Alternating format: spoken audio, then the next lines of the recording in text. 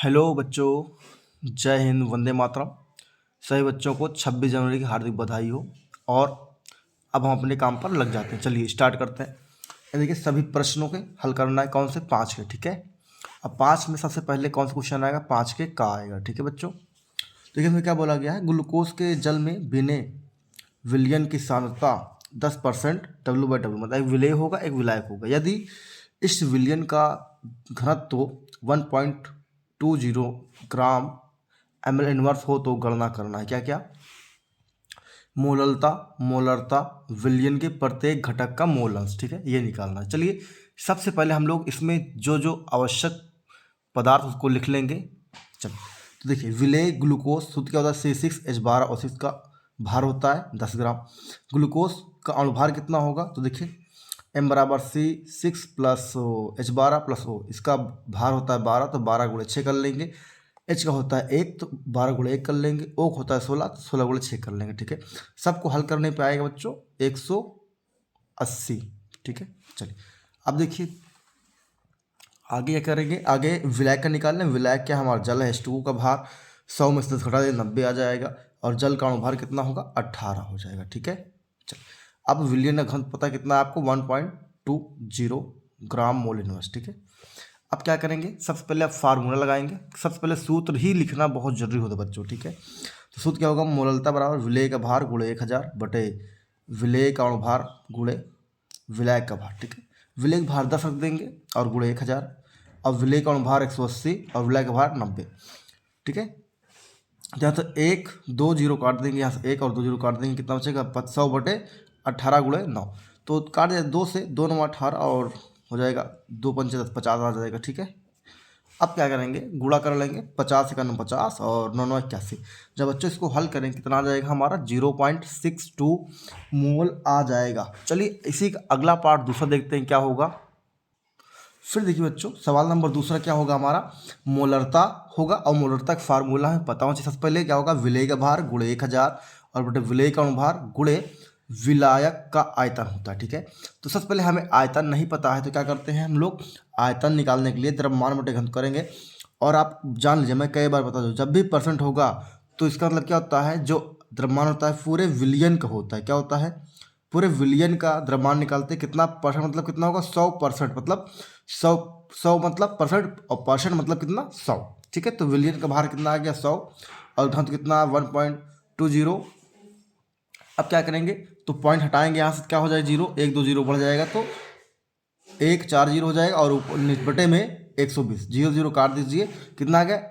1000 बटे 12 ml हमारा आ जाता है। ठीक है, अब यहीं पास सूत्र पर रख दिया जाएगा और सवाल हल कर लिया जाएगा। चलिए देखिए, तो ये मोलरता बराबर विलेय भार 10 गुणे 1000 और बटे 180 गुणे आयतन आया हमारा 1000 बटे 12। अब क्या होगा? बटे गुटा कहना सबसे ऊपर जाएगा। देखिए 10 गुणे 1000 गुणे 12 बटे 180 गुणे 1000, तो 1000 से 1000 पूरा कट जाएगा, 0 0 कट जाएगा, और 3 चौक 12 कट जाएगा, 3 छंग 18 कट जाएगा। ठीक है, और फिर आ गया हमारा मोलरता बराबर 4/6। अब इसको भाग करेंगे बच्चों, कितना आएगा? 0.666 आएगा, या हम इसी को आंसर लिख सकते हैं 0.67 मोलरता। ठीक है, चलिए अब सवाल नंबर तीसरा करेंगे। सवाल नंबर तीसरा क्या पूछा है बच्चों? विलयन में प्रत्येक घटक का मोल अंश निकालना है। ठीक है, चाहे विलेय हो और चाहे विलायक हो। तो देखिए विलेय क्या था हमारा? मैं यहाँ लिख दूँ ग्लूकोज। क्या था?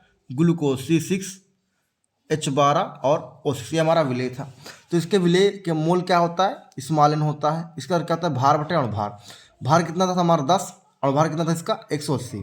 ठीक है, तो 0 0 कैंसिल हो गया, 1/18 भाग करने पे आएगा 0.055 आ जाएगा। फिर क्या होगा? विलायक का मोल निकालेंगे, तो कैपिटल N। विलायक क्या है हमारा?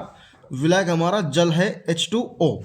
इसका भार बटे अणुभार होगा। भार 90 है, अणुभार 18। काटने में कितना है बच्चों? 5 आएगा, अणुभार 5 आ गया। चलिए अब निकालना क्या है? प्रत्येक का निकालना है। तो क्या करेंगे हम लोग? फार्मूला लगाएंगे। देखो हम पे स्मॉल क्या होता है? विलेय होता है। तो विलेय का मोल प्रभाव निकालने के लिए क्या करेंगे? XN बराबर स्मॉल n बटा small n plus capital N। तो इसका मान रखेंगे 0.055 हो जाएगा, फिर नीचे 0.055 हो जाएगा, इसका 5।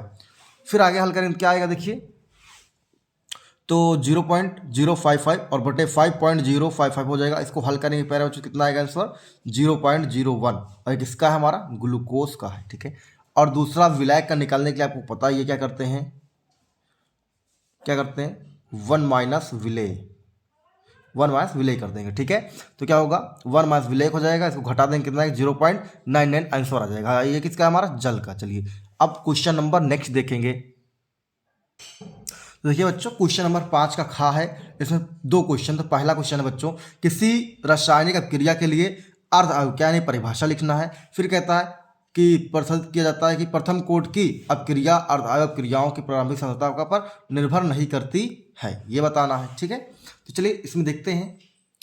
सबसे पहले हम लोग लिखेंगे, हेडिंग बनाएंगे रासायनिक अपक्रिया के लिए अर्ध आयुक्तिक। तो इसकी परिभाषा लिख देंगे कि वह समय जिसमें कोई पदार्थ अपनी मात्रा का क्या हो जाए, आधा रह जाता है, अपनी मात्रा का आधा रह जाता है, तो उसे क्या बोलते हैं, क्रिया का अर्धायुकाल कहा जाता है।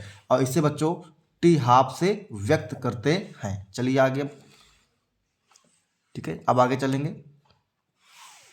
कि माना पदार्थ की प्रारंभिक सांद्रता कितना है, आर नॉट है। अगर टी हाफ समय बाद मतलब कुछ समय लगा और वो कितना हो जाए, आधा हो जाए, तो आर नॉट बाई 2 हो जाएगा। तो प्रथम कोटि का समीकरण लिखेंगे बच्चों, क्या लिखेंगे, के बराबर 2.303 अपॉन टी हाफ, और लॉग यहाँ आर नॉट बटे आर नॉट बाई 2, यानी आप यहाँ लिख सकते हो ए और यहाँ नीचे ए बाई 2 लिख सकते हो। ठीक है, चलिए अब आर नॉट से आर नॉट कट जाएगा, ए से ए कट जाएगा, 2 भाग के ऊपर चला जाए तो क्या हो जाएगा, देखिए के बराबर 2.303 अपॉन टी हाफ लॉग 2 हो जाएगा। अब लॉग 2 का मान आपको पता होगा कितना होता है, 0.3010 होता है, और यहाँ के बराबर 2.303 अपॉन टी हाफ। अब इसको जब इसको गुणा कराएंगे बच्चों तो कितना आ जाएगा, देखिए 0.963 आ जाएगा, और तो के बराबर क्या होगा 0.693 अपॉन टी हाफ, और टी हाफ बराबर क्या आ जाएगा, इसको नीचे भेज देंगे और इसको ऊपर भेज देंगे। ठीक है, क्या हो जाएगा, टी हाफ बराबर 0.693 अपॉन के। तो ये हमारा सवाल आ जाएगा। ठीक है, चलिए इसीलिए यहाँ लिख दी जाएगा कि ये जो है सांद्रता पर निर्भर नहीं करता है। ठीक है, चलिए अगला टॉपिक देखेंगे। चलिए बच्चों, उसी का दूसरा टॉपिक है, क्या बोला गया सवाल में, किसी प्रथम कोटि की अपक्रिया की वेग स्थिरांक 6.93 × 10⁻³ है और प्रति मिनट इस अपक्रिया की अर्ध आयु ज्ञात करना। तो देखिए सबसे पहले क्या करेंगे, मान लिख लेंगे, हमने कई बार कहा आपसे। तो वेग स्थिरांक के बराबर 6.93 × 10⁻³ इन मिनट इनवर्स है, और टी हाफ हमें निकालना है। फार्मूला अभी मैंने लिखा था सामने, टी हाफ बराबर 0.693 अपॉन के, और के का मान रख दिया जाएगा प्यारे बच्चों। तो देखिए, तो टी हाफ बराबर 0.693 बटे 6.93 × 10⁻³ हो जाएगा। अब पॉइंट हटाएंगे आप यहाँ का, तो नीचे कितना, ऊपर कितना जो 3 जीरो बढ़ेगा, और इसको हम ऊपर ले जाएंगे तो प्लस हो जाएगा। ठीक है, और ऊपर हटाएंगे तो नीचे 3 जीरो, और इस 3 जीरो को हम कर लेंगे घातांक में, तो 10 की पावर 3 हो जाएगा। तो इससे और इससे कैंसिल हो जाएगा, और इससे ये कैंसिल हो जाएगा। कितना आ जाएगा बच्चों, हमारा 100 मिनट। आंसर कितना आ जाएगा, 100 मिनट आ जाएगा। चलिए अब क्वेश्चन नंबर अगला देखते हैं। अगला क्या है, 5 के गा। इसमें 2 बच्चों क्वेश्चन। तो पहला क्वेश्चन है Fe2+ चार्ज तथा Fe3+ चार्ज में कौन सा आयन अधिक अनुचुंबकीय होगा। चलिए आइए बताते हैं। तो सबसे पहले क्या करेंगे, इलेक्ट्रॉन विन्यास करेंगे मेरे बच्चों। पहले Fe लोहा फेरस आयरन का हम जानते हैं इसको, इसका परमाणु क्रमांक नंबर कितना होता है, 26 होता है। सबसे पहले सिंपल करेंगे तो 1s2 2s2 2p6 3s2 3p6 और 4s2 और 3d6 होता है। और जब Fe2+ चार्ज वाला करेंगे तो क्या होगा, सेम उतारेंगे, लेकिन जो यहाँ होगा आपका Fe में 4s2 पावर होगा, यही वाला क्या होगा, गायब हो जाएगा। क्यों गायब हो जाएगा, क्योंकि बाहरी कोश है ना, और बाहरी कोश से ही क्या होता है बच्चों, इलेक्ट्रॉन लूज होता है। ठीक है, तो यहाँ हम कोश बना के दिखा देंगे 3d6 के लिए। तो देखिए कितने कोश, 5 होते हैं, और इसमें देखो 1 2 3 4 5, पर सब में सिंगल सिंगल भरेगा, और जब यहाँ तक 5 भर जाएगा तो छठा नंबर हम यहाँ से उल्टा भरना स्टार्ट करेंगे। ठीक है, तो 6 नंबर। देखो ये क्या है, एक युग्म है। कैसे, ये वाला टॉपिक है पूरा हमारा जोड़े में है, इसीलिए ये क्या होगा, अनुचुंबकीय होगा। ठीक है, मतलब कम अनुचुंबकीय होगा। और तीसरा वाला देखिए Fe3+ चार्ज में क्या होगा, एक तो यहाँ से काउंस हो जाएगा, 4s2 निकल के जाएगा बाहर, और एक यहाँ पहले 6 था ना, और एक यहाँ से 1 इलेक्ट्रॉन और बाहर निकल, क्या बचेगा 3d5 बचेगा। तो इसके लिए जब उपकोष बनाएंगे तो देखिए क्या होगा, 1 2 3 4 5 होंगे, और इनमें सभी अयुग्मित इलेक्ट्रॉन हैं, इसलिए ये अधिक अनुचुंबकीय होंगे। समझिए प्यारे बच्चों। चलिए अगला टॉपिक देखते हैं। तो देखिए सवाल नंबर दूसरा क्या है, जिंक 2+ लवण रंगहीन, और जबकि Ni2+ चार्ज लवण रंगीन होते हैं, ऐसा क्यों? तो वही बात फिर से प्यारे बच्चों, सबसे पहले हम करेंगे इलेक्ट्रॉन विन्यास करेंगे सिंपल वालेगा। तो क्या आएगा 1s2 2s2 2p6 3s2 3p6 4s2 3d 10 आ जाएगा। ठीक, कोई दिक्कत नहीं होगी इसमें। और फिर जो सवाल हम बोला हम उसको करेंगे। ठीक है, तो Zn2 प्लस चार्ज 30 होगा। और फिर यहाँ करेंगे हम लोग 1s2 2s2 2p6 और 3s2 3p6 और 3d10। अब यहाँ देखो इनके बीच में क्या था, 4s2 था, लेकिन हमने कहा ना जो सबसे बाहरी होगा, आउटर सेल होगा, वहाँ से क्या निकलेगा, हमारा इलेक्ट्रॉन लूज होगा। तो ये सबसे बाहरी कोष है, इसीलिए जो यहाँ 2 इलेक्ट्रॉन लगा है चार्ज का, ये क्या होगा, लूज हो जाएगा, तो हमारा ये बन जाएगा। और हम फिर कर देंगे अतः डी उपकोष पूर्ण भरा है, अतः इसके लवण रंगहीन होंगे। ऐसा कैसे होगा, तो हम पूरा भर के दिखाते हैं आपको 3d10 के लिए। तो डी के आप जानते हो 5 कोष बनता है, 1 2 3 4 5, और पांचों क्या है, पूर्ण रूप से भरे हैं 2 इलेक्ट्रॉन, इसलिए क्या है, रंगहीन होंगे। चलिए निकिल का देखेंगे, किसका देखेंगे बच्चों, निकिल का। निकिल को देखने के लिए देखिए सबसे पहले हम लोग करेंगे इसका इलेक्ट्रॉन विन्यास, क्या आएगा 1s2 2s2 2p6 3s2 3p6 4s2 3d8 होगा।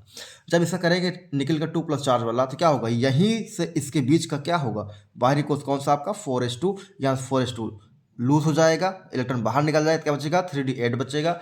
और 3d8 के लिए हम लोग क्या कर देंगे बच्चों, इलेक्ट्रॉन भरना स्टार्ट कर देंगे उसमें। तो देखो पहले 1 2 3 4 5 भरेंगे, और 5 भरने के बाद फिर उल्टा लौट के आएंगे, भरना स्टार्ट करेंगे 6 7 8। अब देखो इसमें क्या है, 2 इलेक्ट्रॉन खाली रह गए ना, अनपेयर्ड रह गए, तो इसलिए क्या होगा, ये रंगहीन होंगे और अणचुंबकीय भी होंगे। चलिए क्वेश्चन नंबर लास्ट होगा हमारा, और बहुत ज़्यादा इंपॉर्टेंट, ये 3 साल से तो लगातार ही आ रहा क्वेश्चन। तो क्या क्या बोला है, उप सहसंयोजन यौगिकों के आबंध के संबंध में वर्नर का सिद्धांत बताना है। क्या वर्नर का सिद्धांत, तो चलिए देखते हैं क्या है। तो देखेंगे सन 1893 में अल्फ्रेड वर्नर ने क्या किया, उप सहसंयोजन यौगिकों के निर्माण, संरचना एवं गुणों से संबंधित एक नियम बनाया। उस नियम को क्या बोला, सिद्धांत बोला जाता है, और उससे ही क्या बोलते हैं हम लोग, वर्नर का उप सहसंयोजन या उप सहसंयोजकता का सिद्धांत कहा जाता है। ठीक है, इसके लिए कुछ इन्होंने पॉइंट दिया है ना, कुछ पॉइंट दिया जो कि बहुत सारे इंपॉर्टेंट पॉइंट होते हैं कि इनको हम कैसे कैसे डिफाइन करेंगे। चलिए आइए अब समझते हैं इनके पॉइंटों को क्या क्या दिया है। तो पहला पॉइंट दिया प्यारे बच्चों कि ये कितने प्रकार के होते हैं, 2 प्रकार के होते हैं धातु, है ना। धातु कितने प्रकार, 2 प्रकार के होते हैं, और इनकी संयोजकता भी 2 प्रकार से होती है। पहला है प्राथमिक अथवा आयनीकृत संयोजकता, दूसरा है प्यारे बच्चों द्वितीयक अथवा अनआयनीकृत संयोजकता। ठीक है, अब दूसरा पॉइंट लिखेंगे हम लोग, क्या लिखेंगे समझिए, वे संयोजकताएं जिनका उपयोग धातु के रूप में, यानी अब धनायन होगा, उदासीन होगा, ठीक है, चाहे अणु भी के रूप में हो सकता है, अथवा ऋणायन हो, उनके साथ जुड़कर क्या करता है, संकुल निर्माण करते हैं। तो इसे क्या बोलते हैं, द्वितीयक संयोजकता कहते हैं। चलिए आगे पेज पलट के देखते हैं हम लोग, और पॉइंट इसमें है। तो देखिए दूसरा हो गया, तीसरा पॉइंट, वे संयोजकताएं जिनका उपयोग धातु अपने सामान्य लवण के रूप में करते हैं, उन्हें क्या बोलते हैं, प्राथमिक संयोजकताएं कहते हैं, जैसे प्लेटिनम टेट्राक्लोराइड और सिल्वर क्लोराइड। ठीक है, चौथा पॉइंट होगा प्यारे बच्चों, किसी धातु द्वारा प्रदर्शित द्वितीयक संयोजकताओं की संख्या उनकी उप सहसंयोजन संख्या या समन्वय संख्या कहलाती है। ठीक है, जो उनमें धातुओं की संख्या होगी दूसरी वाली की, ठीक है, उसे क्या बोलते हैं, उप सहसंयोजन या फिर समन्वय संख्या कहा जाता है। चलिए पांचवा पॉइंट देखेंगे, प्राथमिक संयोजकताएं ऋणावेशित आयनों उदासीन अणुओं तथा कभी कभी धनावेशित आयनों द्वारा भी संतुष्ट होती हैं। ठीक है, चलिए छठा पॉइंट देखेंगे, प्राथमिक संयोजकता को ठोस रेखा, मतलब जो प्राथमिक संयोजकता है उनको ठोस रेखा से व्यक्त करते हैं, और द्वितीयक संयोजकता को बिंदुकित रेखा से प्रदर्शित करते हैं, मतलब कटी हुई लाइनों से, ऐसे। ठीक है, मतलब एक तो ऐसे ठोस हो जाएगी, दूसरी क्या होगी, ऐसे कटी हुई लाइनों से व्यक्त करते हैं। चलिए 7वां नंबर समझेंगे, और जो कि लास्ट बिंदु है, संकुल पर उपस्थित संपूर्ण आवेश। ठीक है, संकुल पर उपस्थित हो संपूर्ण आवेश क्या होता है, केंद्रीय